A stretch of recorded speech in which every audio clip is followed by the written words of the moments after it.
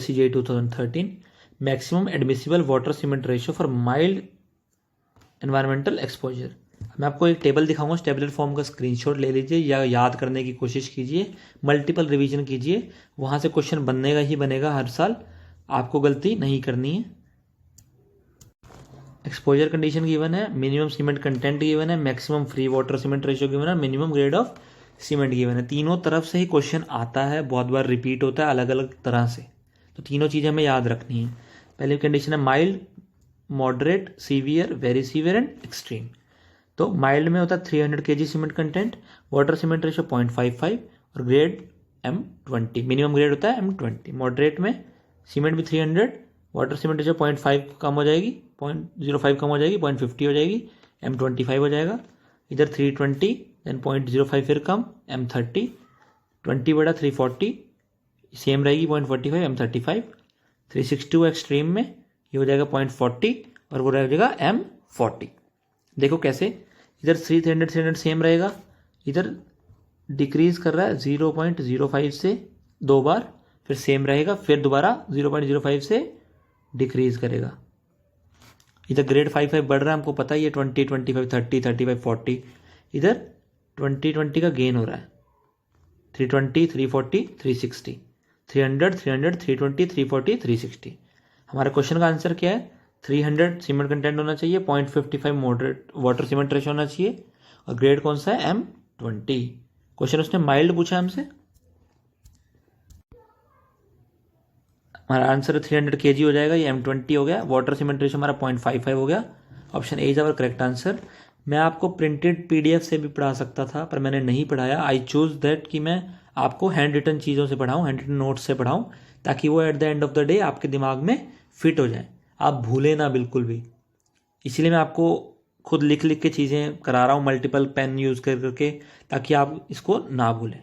जहाँ digitally printed चीज़ों की ज़रूरत पड़ेगी वो मैं आपको प्रोवाइड कर रहा हूँ, ताकि आपकी बेटर अंडरस्टैंडिंग हो सके। सो प्लीज़ कॉप अप कीजिए, रिवीजन कीजिए, अंडरस्टैंड कीजिए चीज़ों को, कंसेप्ट को बिल्डअप कीजिए और मार्क्स स्कोर करके एग्ज़ाम को क्रैक कीजिए। Question 52 SSC JEE 2013, air entrainment in the concrete increases. जो एयर एंट्रेनमेंट हो रही कंक्रीट में, वो क्या इंक्रीज करती है? याद रखना, स्ट्रेंथ का कोई इस चीज़ से उतना लेना देना नहीं है। एयर एंट्रेनमेंट है जो हमारी कंक्रीट की, वो इंक्रीज करती है वर्केबिलिटी को।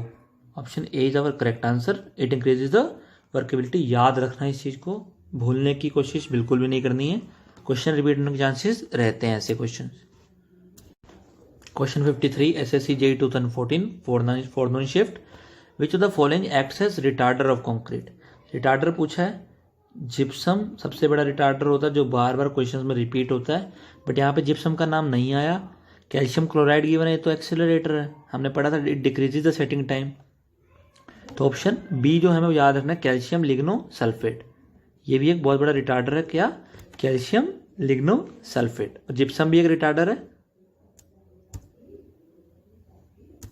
और जो हमारा ये एल्यूमिनियम पाउडर है, ये हमारा एयर एंट्रेनिंग मिक्सचर होता है, एयर एंट्रेनिंग एड मिक्सचर होता है हमारा एल्यूमिनियम पाउडर। एल्यूमिनियम पाउडर हमारा क्या होता है? Air entraining admixture. तीनों का मैंने आपको रोल बता दिया, सारे ऑप्शन अच्छे से समझा दिए। रिटार्डर याद रखना, जिप्सम बहुत इंपॉर्टेंट रिटार्डर है, और कैल्शियम लिग्नोसल्फोनेट भी एक रिटार्डर है। Question number 54 SSC JEE forenoon shift 2014, identify the wrong statement. Wrong statement पूछ रहा है। Option A, bulking of sand can go up to 40%। Next option, bulking of sand is maximum at 4.6% moisture content. C is bulking of sand is considered in weigh batching of concrete mix when bulking of sand occurs due to free moisture film formation over sand grain। अब हमें पता है free moisture की film की वजह से ही तो bulking होती है, तो करेक्ट है जी, तो ये आंसर नहीं हो सकता। बल्किंग ऑफ सैंड हमने पढ़ा था 30 से 40% तक हो सकती है, तो 40% हम मान के चलते हैं, ये भी करेक्ट है कि नियर अबाउट है। और बल्किंग ऑफ सैंड मैक्सिमम है 4.6% मॉइस्चर कंटेंट पे, अप्रोक्सीमेट हम 5% मान के चलते हैं, 4.6 भी हमारा करेक्ट है कि नियर अबाउट है, तो आप इसे इनकरेक्ट नहीं कर सकते। बट याद रखना, जो बल्किंग ऑफ सैंड है उसे हम वे बैचिंग में कभी कंसीडर नहीं करते, क्योंकि ये वॉल्यूम इंक्रीज करता है और हमें वेट के हिसाब से बैचिंग कर रहे हैं। तो वॉल्यूम बैचिंग नहीं कर रहे, वेट बैचिंग कर रहे हैं, इसलिए bulking of sand is never considered in weight batching. तो ये हमारी इनकरेक्ट स्टेटमेंट है, तो यही हमारा आंसर बन जाएगा, क्योंकि रॉन्ग स्टेटमेंट पूछा था। Option C is our wrong statement. Question number 55 SSC forenoon shift 2014 coarse sand has fineness modulus in the range of.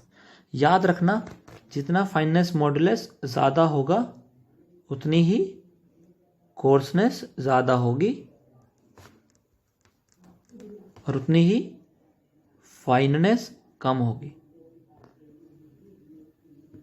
जितना फाइननेस मॉडुलस ज़्यादा होगा कोर्सनेस ज़्यादा होगी, फाइननेस कम होगी। बहुत बच्चे इंटेलिजेंट बच्चे ये गलती करते हैं, फाइननेस मॉडुलस पढ़ा तो फाइननेस बढ़ेगी ये समझ लेते हैं, बट हमें नहीं समझना।